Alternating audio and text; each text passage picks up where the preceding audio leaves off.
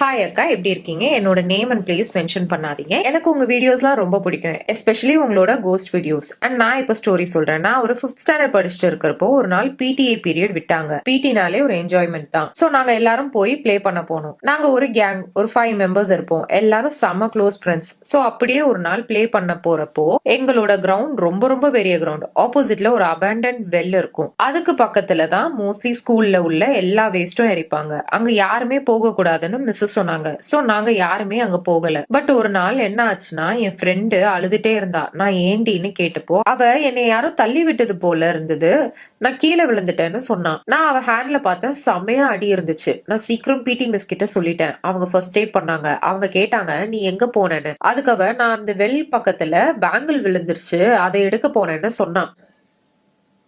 Miss நல்லா திட்டாங்க. அப்புறம் அங்க போக கூடாதுன்னு சொன்ன. அப்புறம் ஏன் போனேன்னு சொல்லி நல்லா திட்டாங்க. அப்புறம் நான் அந்த வெல் பக்கத்துல யாருக்கும் தெரியாம பக்கத்துல போய் பார்த்தேன். அந்த வெல் மேல ஒரு லேடி ஃபுல் ரெட் கலர்ல சாரி கட்டிட்டு சைட்ல கொண்ட கட்டி ஹெட் ஃபுல்லா மல்லிப்பூ வச்சு நெத்தியில பெரிய பொட்டு வச்சுட்டு வெல் மேல ஏறி நின்னு என்கிட்ட சூசைட் பண்ண போறேன்னு சொன்னாங்க.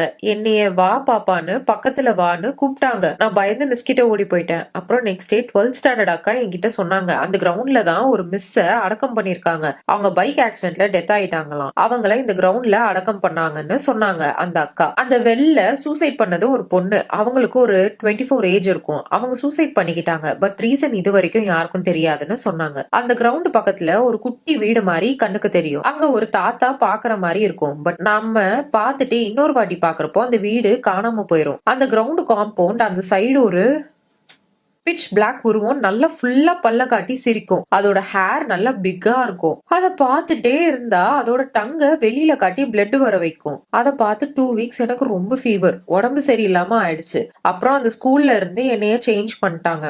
அவ்வளவுதான் அக்கா story. Hope you like the story and உங்க ஸ்மைல் கியூட்டா இருக்கு. உங்களை ரொம்ப பிடிக்கும் அக்கா. நீங்க சூப்பரா எக்ஸ்பிரஷன் கொடுக்குறீங்க. கீப் கோயிங் அக்கா. இல்ல என்ன நிறைய பயங்கரமா வந்துச்சு. அழகா சொல்லிட்டு போயிட்டாங்க.